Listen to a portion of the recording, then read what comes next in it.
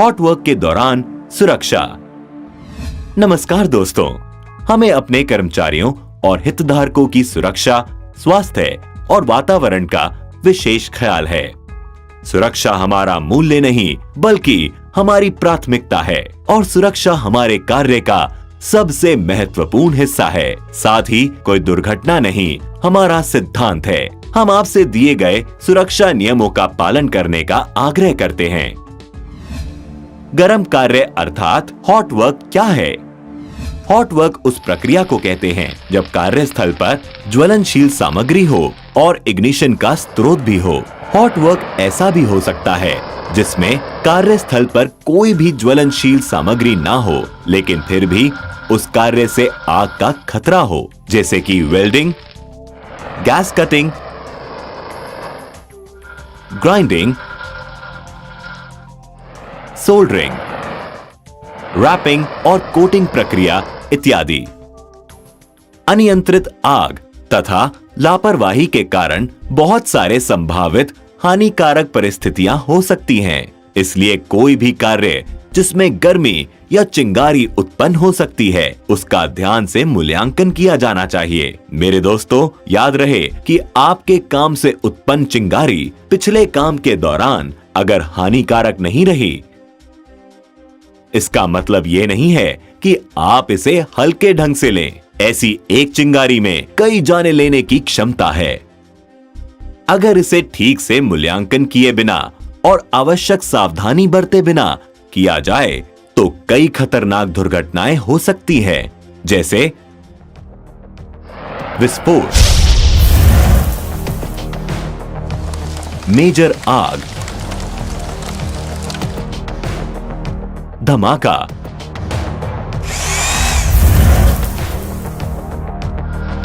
व्यक्ति को चोट लगना, पर्यावरण प्रदूषण, बिजली द्वारा जल जाना। हॉट वर्क करने के लिए सुरक्षा की आवश्यकता। कार्यस्थल पर निरीक्षण करके पहचान की जाएगी कि कौन सा क्षेत्र सामान्य है और कौन सा खतरनाक ज्वलनशील, जिसका आधार होगा कि ठोस, द्रव्य और गैस की स्थिति में ज्वलनशील पदार्थ कहां रखें, चढ़ाएं और उतारे जाते हैं। वेल्डिंग, कटिंग या ब्रेजिंग ऑपरेशंस द्वारा उत्पन्न खतरों के संपर्क में आने वाले कर्मचारियों को व्यक्तिगत सुरक्षा उपकरणों द्वारा आवश्यकताओं के अनुसार संरक्षित किया जाएगा। किसी भी वेल्डिंग ऑपरेशन के लिए आवश्यक उपयुक्त सुरक्षात्मक कपड़े किए जाने वाले कार्य के आकार, प्रकृति और स्थान के साथ भिन्न होंगे। बंद स्थानों में जहरीले परिरक्षकों से आच्छादित सभी सतहों को गर्म करने वाले क्षेत्र से कम 4 इंच की दूरी के लिए सभी विषाक्त कोटिंग्स को हटा लिया जाएगा या कर्मचारियों को एयरलाइन श्वास यंत्र या स्वनिहित श्वास तंत्र द्वारा संरक्षित किया जाएगा। हॉट वर्क के क्षेत्र। कार्य में या कार्यस्थल में मौजूद सभी तत्वों के जांच के बाद सभी कार्यस्थलों को 2 हिस्सों में बांटा जा सकता है और वो है सामान्य क्षेत्र, क्रिटिकल ज्वलनशील क्षेत्र। आइए सबसे पहले सामान्य क्षेत्र की जानकारी लेते हैं। ये एक क्षेत्र है जो प्रतिबंधित या ज्वलनशील क्षेत्र नहीं है, लेकिन जहां दहनशील सामग्री का एक संभावित स्रोत मौजूद हो सकता है, जैसे कि गोदाम और अन्य गैर प्रक्रिया वाली इमारतें जनरल क्षेत्रों में गिनी जाती हैं। सामान्य क्षेत्रों के लिए आवश्यकताएं। आवश्यक प्रशिक्षण, ज्ञान, कौशल, जोखिम की पहचान और जोखिम का आकलन, उन्मूलन या नियंत्रण के उपायों के साथ किया जाना चाहिए। हॉट वर्क से जुड़े लोगों को आवश्यक प्रशिक्षण, ज्ञान और कौशल होना चाहिए। क्षेत्र में बैरिकेड। हॉट वर्क के स्थान पर बैरिकेशन टेप लगाएं, जिससे कोई और उस स्थान पर प्रवेश ना करे। अग्निशामक। आग बुझाने के उपकरण की उपलब्धता सुनिश्चित करें। काम करने की अनुमति। PTW सामान्य कार्य परमिट फॉर्म जारी करने के साथ गर्म कार्य की अनुमति दी जाएगी। प्रक्रिया को कार्य करने की अनुमति दें और गर्म कार्य सूची में दर्शाए गए मानदंड का पालन करें। महत्वपूर्ण ज्वलनशील क्षेत्र में गर्म काम परिचालन से संबंधित होने पर इकाई प्रमुख के विशेष अनुमति के बाद और परियोजना से संबंधित होने पर परियोजना प्रमुख की अनुमति के बाद ही किया जाएगा। आइए अब जानकारी लेते हैं क्रिटिकल ज्वलनशील क्षेत्र की। ये वो क्षेत्र है जो प्रतिबंधित या ज्वलनशील है और जहां हमेशा दहनशील सामग्री संभावित, जैसे डीजल स्टोरेज और हैंडलिंग क्षेत्र, MIBC स्टोरेज क्षेत्र, गैस स्टोरेज क्षेत्र, हाइड्रोजन एवोल्यूशन क्षेत्र आदि क्रिटिकल ज्वलनशील क्षेत्रों के उदाहरण हैं। जोन 0 एक जगह जिसमें विस्फोटक वातावरण होता है, जिसमें लंबी अवधि के लिए लगातार या अक्सर गैस या धुंध के किसी भी रूप में ज्वलनशील पदार्थ की हवा के साथ मिश्रण मौजूद होता है। उदाहरण है भंडारण टैंक या बंद कंटेनर के ऊपर वाष्प युक्त स्थान, ज्वलनशील तरल आदि के खुले टैंक वाले क्षेत्र आदि। जोन 1 एक ऐसी जगह जहां सामान्य ऑपरेशन के दौरान विस्फोटक वातावरण बन जाता है। यहां सामान्य परिचालन परिस्थितियों में ज्वलनशील गैस या वाष्प एकाग्रता के मौजूद होने की संभावना है। जोन 2 एक ऐसी जगह जहां सामान्य ऑपरेशन में होने की संभावना नहीं है, लेकिन कोई असामान्य परिस्थिति जैसे रिसाव, परिचालन का ठप हो जाना, अनुरक्षण के दौरान विफलता आदि की हालत में ऐसा हो सकता है। क्रिटिकल ज्वलनशील क्षेत्र की आवश्यकताएं। ज्वलनशील क्षेत्र में गर्म काम नहीं किया जाएगा यदि काम करने के लिए अन्य व्यावहारिक साधन हैं या उपकरण को शॉप या सामान्य क्षेत्र में ले जाया जा सकता है। ऐसा नहीं होने पर हीरा और JSA के अलावा एक विशेष अनुमति यूनिट हेड, प्रोजेक्ट हेड से प्राप्त करना चाहिए। आवश्यक प्रशिक्षण, ज्ञान, कौशल, जोखिम की पहचान और जोखिम का आकलन, उन्मूलन या नियंत्रण के उपायों के साथ किया जाना चाहिए। हॉट वर्क से जुड़े लोगों को आवश्यक प्रशिक्षण, ज्ञान और कौशल होना चाहिए। क्षेत्र में बैरिकेड, यथासंभव किसी ज्वलनशील या दहनशील सामग्री को ज्वलनशील एरिया या हॉट वर्क के स्थल से बाहर रखें। जो लोग कार्य का हिस्सा नहीं हैं, उन्हें कार्यस्थल से बाहर रखें। ऊर्जा स्रोतों के अलगाव के साथ हॉट वर्क क्षेत्र में स्थित नाली और सीवर लाइन को सुरक्षित रखें। इसके अलावा जहां हॉट वर्क किया जा रहा है, उसके नीचे के क्षेत्रों को क्लियर करके बैरिकेड करें। सभी खतरनाक कार्य जिसमें गर्म सामान का और उससे संबंधित उपकरण का इस्तेमाल होता है, विस्तृत JSA के मुताबिक किया जाना चाहिए। वायुमंडलीय निगरानी, कार्यस्थल के सभी स्थानों जहां ज्वलनशील वातावरण की जांच करनी चाहिए, LEL के बराबर या उससे 10% से ज्यादा की सांद्रता पर इन गैसों की उपस्थिति के मामले में कोई गर्म काम शुरू नहीं किया जाना चाहिए या तब तक जारी नहीं रखना चाहिए जब तक LEL 10% से कम लाने के लिए पर्याप्त वेंटिलेशन नहीं किया जाता है। उपकरण निरीक्षण, हॉट वर्क के उपकरणों की पहचान करें जिसका निरीक्षण किया जाना चाहिए। फायर वॉचर, कार्य क्षेत्र में कार्य से पहले और हॉट वर्क के दौरान लगातार निगरानी रखनी चाहिए। आग की चिंगारी रोकने के लिए रोकथाम, आग प्रतिरोधी तिरपाल, कपड़े, सिरेमिक कपड़े, GI शीट आदि के उपयोग के द्वारा स्पार्क्स और गर्म भागों को फैलने से रोकें। अग्निशामक, आग बुझाने के उपकरण की उपलब्धता सुनिश्चित करें। अब बात करते हैं कुछ विशेष जिम्मेदारियों और आवश्यकता के बारे में। तो सबसे पहले है फायर वॉचर। फायर वॉचर इन बातों का ध्यान रखेंगे। वो ऐसा कोई भी कार्य नहीं करेंगे जो उनकी जिम्मेदारी के साथ मेल नहीं करता। लगातार हॉट वर्क कर रहे व्यक्ति और आसपास की परिस्थितियों के कार्यों का निरीक्षण करेंगे। कोई चोट या अन्य आपात स्थिति की घटना में हॉट वर्क के उपकरण को बंद करेगा और हॉट वर्क कर रहे व्यक्ति को सतर्क करेगा और स्थिति को संभालने के लिए उचित प्रक्रिया आरंभ करेगा। केवल वे लोग जो इन सभी के लिए सक्षम हैं, हॉट वर्क करने के लिए फायर वॉचर के रूप में नामित किए जाएंगे। ज्वलनशील वातावरण निगरानी उपकरण, आग बुझाने के विशिष्ट उपकरण और संबंधित फायर सिस्टम से प्रशिक्षित होने चाहिए। आग सुलगने से अनचाहे स्पार्क को रोकने और फिर बाद में आग नहीं पकड़ने के लिए हॉट वर्क के पूरा होने के बाद न्यूनतम 60 मिनट के लिए फायर वॉचर को साइट पर रहना चाहिए। गर्म स्लैग या स्पार्क्स को रोकने के लिए गैर दहनशील सामग्रियों का उपयोग करें या यदि संभव हो तो दहनशील सामग्री को अलग स्थान पर ले जाएं। यदि हॉट कार्य ऊंचाई वाले क्षेत्रों में होता है तो एक से अधिक फायर वॉचर प्रदान करना आवश्यक हो सकता है। अग्निशामक यंत्र का उपयोग करें। कार्य के तथा स्थान के मुताबिक उचित प्रकार का आग बुझाने वाला यंत्र रखें। वर्ग ए, बी, सी या डी क्लास की आग पर असर, क्षमता तथा शमन एजेंट पर विचार किया जाना चाहिए। अग्निशामक पूरा चार्ज और उपयोग के लिए तैयार होना चाहिए। आग बुझाने की मशीन के उचित उपयोग से ऑपरेटर जानकार होना चाहिए। आग बुझाने का यंत्र हॉट वर्क के लिए समर्पित होना चाहिए। प्राथमिक बचाव के रूप में इमारत में लगी अग्निशामक का उपयोग न करें। ज्वलनशील वायुमंडलीय निगरानी।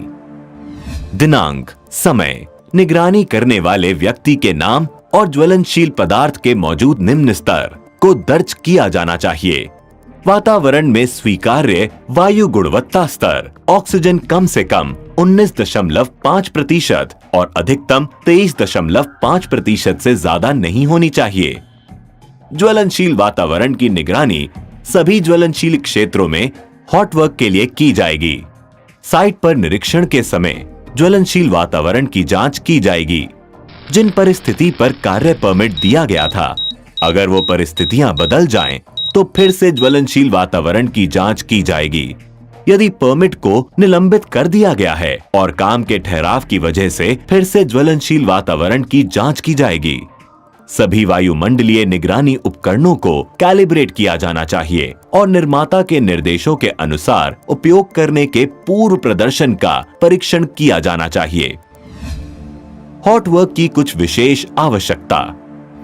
हॉट वर्क में लगने वाले सभी उपकरणों का इस्तेमाल से पहले निरीक्षण किया जाना चाहिए, जिससे ये सुनिश्चित हो कि ये अच्छा काम कर रहे हैं। इन सभी टूल्स, उपकरणों और सामानों का ISI या समकक्ष प्रमाणित होना चाहिए। इनके उदाहरण कुछ इस प्रकार हैं। होज एवं क्लैंप, दोनों तरफ फ्लैशबैक अरेस्टर लगे हुए cutting set torch, regulator, cylinder, विस्तार तार, ग्राइंडर, हथौड़े के हैंडल और हेड और हथौड़े से पीट कर काम करने वाले tools, welding machine, plasma arc काटने की मशीन, वेल्डिंग के तार, होल्डर आदि। वेल्डिंग मशीन का निरीक्षण। मशीन के निरीक्षण में न्यूनतम निम्नलिखित बिंदुओं पर विचार करना चाहिए। उपकरण स्थापित करना। जब उपयोग में नहीं होता है तो संपीड़ित ईंधन गैस सिलेंडर को खड़ी हालत में रखें तथा सिलेंडर वाल्व पर रक्षक कैप लगाकर रखें। ऑक्सीजन या ईंधन सिलेंडर पर रेगुलेटर स्थापित करने से पहले तेल या दूषित पदार्थों के नहीं होने के लिए रेगुलेटर वाल्व और सिलेंडर वाल्व का निरीक्षण करें। गंदे घटकों का उपयोग न करें। वाल्व पैकिंग ग्रंथियों के चारों ओर लीक के लिए सिलेंडर वाल्व की जांच करें। क्षति के लिए सिलेंडर वाल्व थ्रेड्स की भी जांच करें।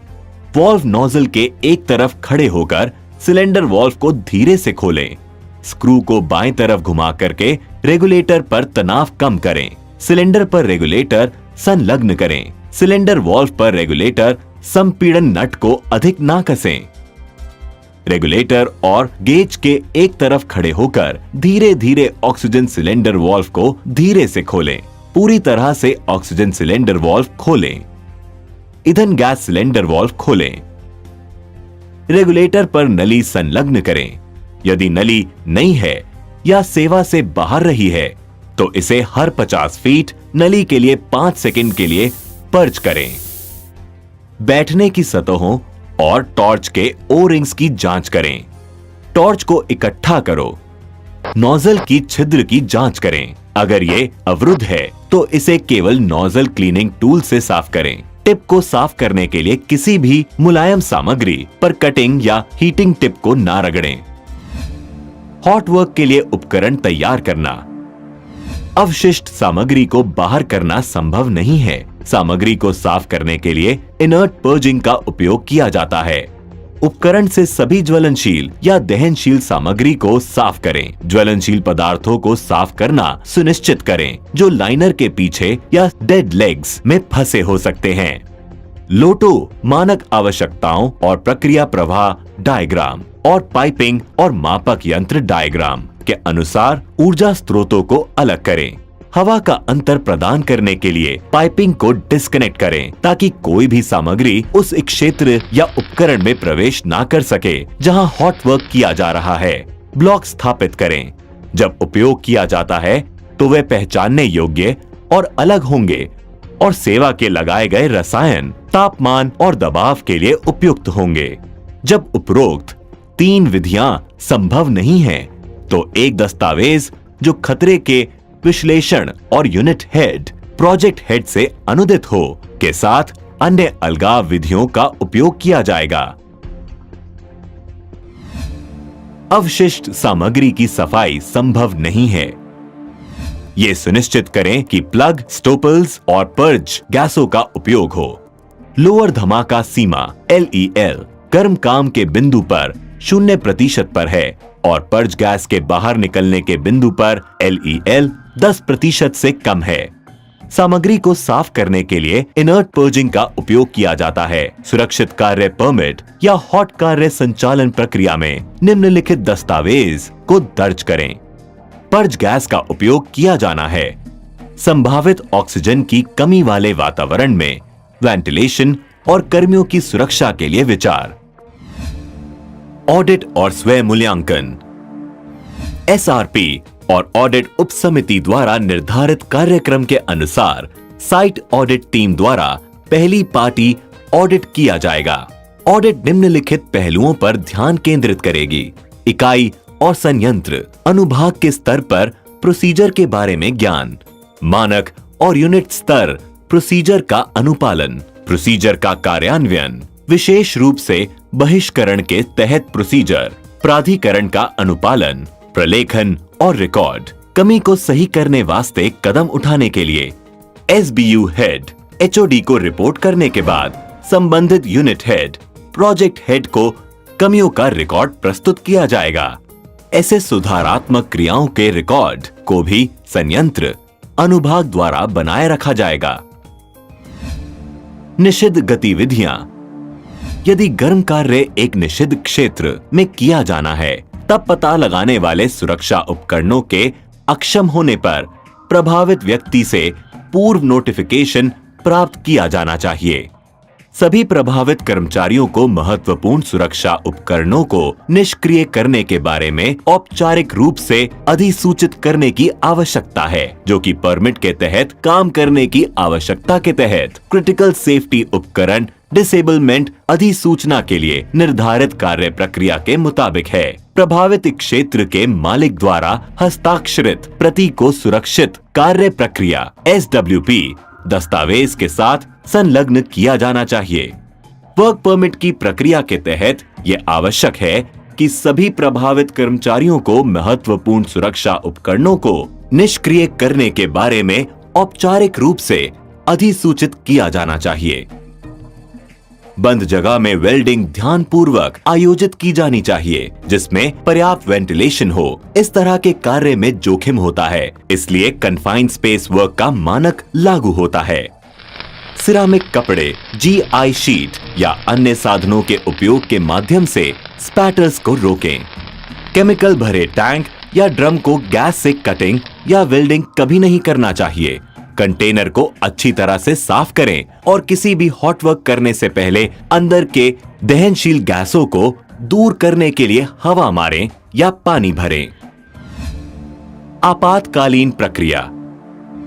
साइट पर इन आवश्यकता के अनुसार आग की आपात स्थिति के लिए प्रक्रिया योजना सुनिश्चित करेगा, जिसमें कुछ बातों का ध्यान रखना आवश्यक होगा, जैसे अग्निशामक कर्मियों और फायर वॉचर को अग्निशामक प्रशिक्षण देना, जिसमें खतरनाक परिस्थितियों में आग का सामना करना शामिल हो।